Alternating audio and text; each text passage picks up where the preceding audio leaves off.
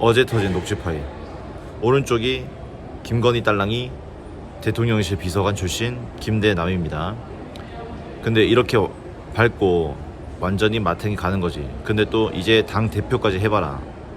전당대회에 진출한 한동훈 대표를 두고 이야기하는 거거든요.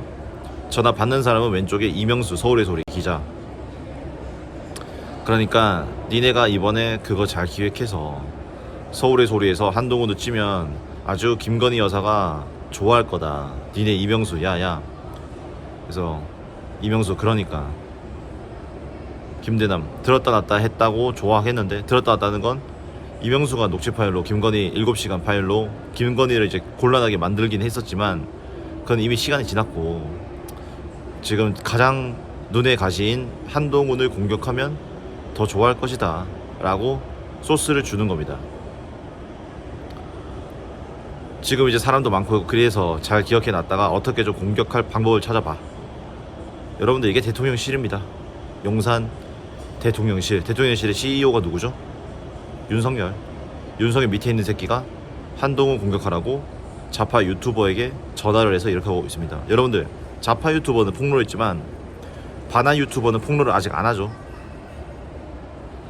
이게 무슨 말인지 여러분들 잘 기억하세요. 좌파 유튜버만 전화를 받았을까요? 반한 쓰레기 유튜버는 전화를 안 받았을까요?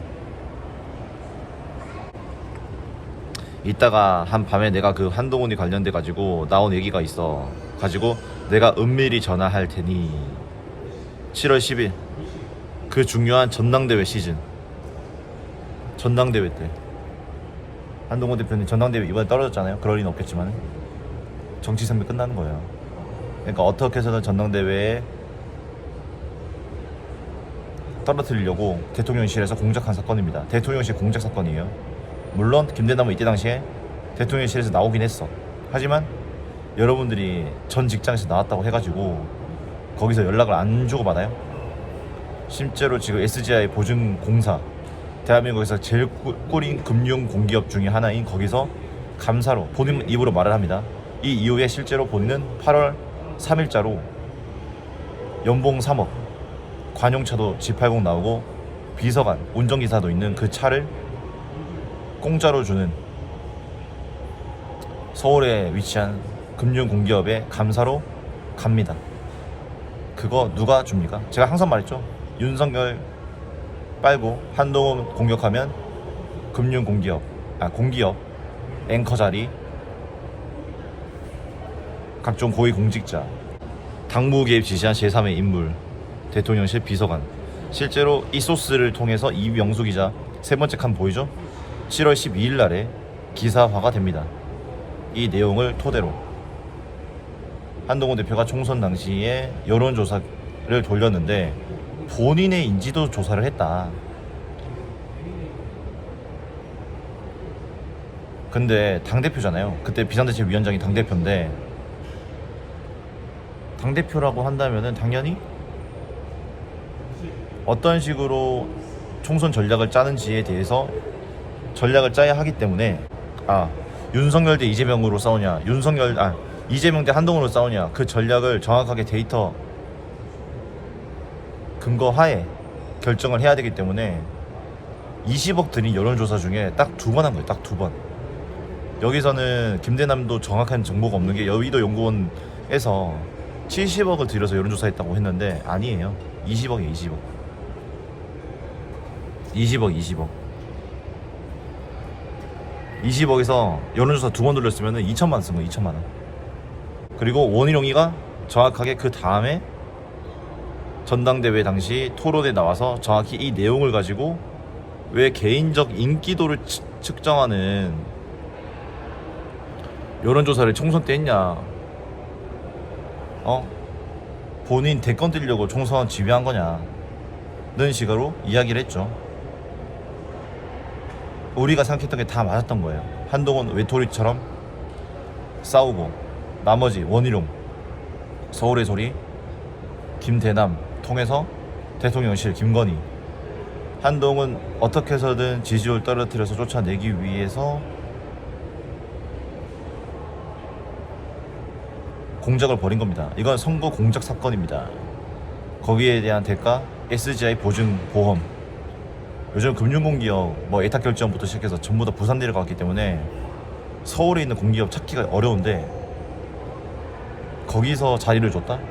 제대로 준 거예요. 제대로. 3억이에요. 3억. 연봉 3억. 그리고 임기 3년 보장. 다른 공기업 감사는 2년이거든요. 이건 3년이 3년. G80 관용차에.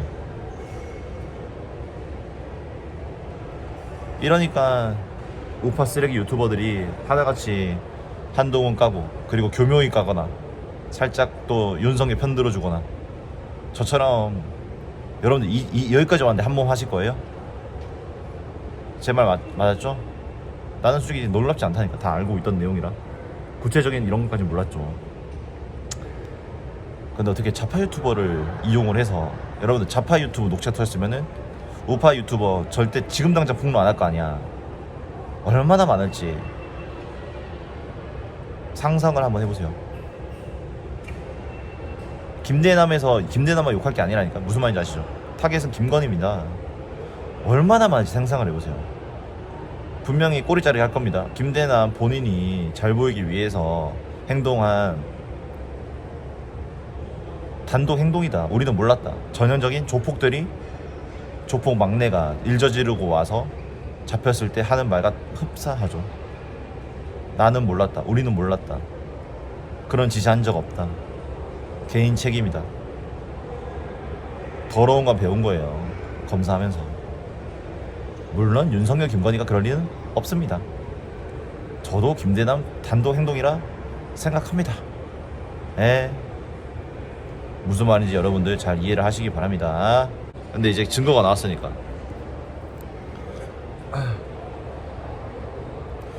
조금 전에 페이스북 글 올리셨어요. 현재 정보투자 금융기관 감사인 SGI 보증검사 보증보험 감사인 사람이 지난 전당대회 당시 좌파 유튜버와 직접 통화하면서 저를 어떻게든 공격하라고 사주했다고 합니다. 국민들과 당원들께서 어떻게 보실지 부끄럽고 한심합니다. 한동훈 대표님 정말 안 좋게 보고 있습니다. 저희도 화가 많이 났어요. 일단 이건 김건희가 시켰는지 안 시켰는지를 뭘로 보면 확인할 수 있냐. 이런 능력도 부족하고 딸랑이만 하는 김대남이가 연봉 3억짜리 금융 공기업 감사로 갔다는 것에 왜 갔을까요? 일 존나 잘해서? 저기 미국에 시카고 대학 나와가지고 시카고 경제를 마스터 해가지고 박사예요? 아니죠. 마음에 드는 짓거리를 했겠죠. 한동훈 까는 거. 그리고 여러분들 지금 영상 지우고 있는 걸로 알고 있는데 당시에 우파 유튜버 반한 쓰레기 무레배 유튜버 새끼들 한동훈 여론조사 이걸로 공격한 새끼들 썸네일 다 따놓으세요. 그 새끼들이 공범이라 생각하시면 됩니다. 김종혁 의원님 세게 나왔습니다. 제가 쭉 읽어드릴게요. 윤석열 대통령이 후보였던 시절 김건희 여사와의 9시간에 걸친 통화 내용을 몰래 녹음해 공개했던 유튜브 서울의 소리가 이번에는 용산 대통령실 시민 소통 비서관이었던 김대남과의 통화 내용을 시리즈로 내보내고 있다. 지난주에 이어 벌써 두 번째다. 도무지 이해가 안 되는 건 대통령실 비서관이 어떻게 김 여사와의 대화를 공개한 전력이 있는 좌파 매체 서울의 소리 기자와 지난해 9월부터 올해 8월까지 무려 11개월이나 통화를 계속했느냐는 것이다. 김대남은 서울의 소리 이명수가 고향 후배여서 가까워졌다고 하는데 도대체 대통령실에는 보안의식 혹은 기강이라는 게 있는지 있기는 한 건지 혀를 차게 만든다. 하지만 더 충격적인 건 통화 내용이다. 정치 부패와 공작 정치 좌우를 뛰어넘는 정언유착의 실상이 적나라하게 담겨있기 때문이다. 이거는 고발 들어가야 될 것 같아요. 김대남은 이 기자에게 김 여사가 한동훈 후보 때문에 죽으려고 한다. 다시 한 번 말씀드립니다. 이게 키포인트예요. 측근 대통령실 비서 출신이었던 김대남이 분명히 이렇게 말해요. 김건희가 한동훈 후보 때문에 죽으려고 한다.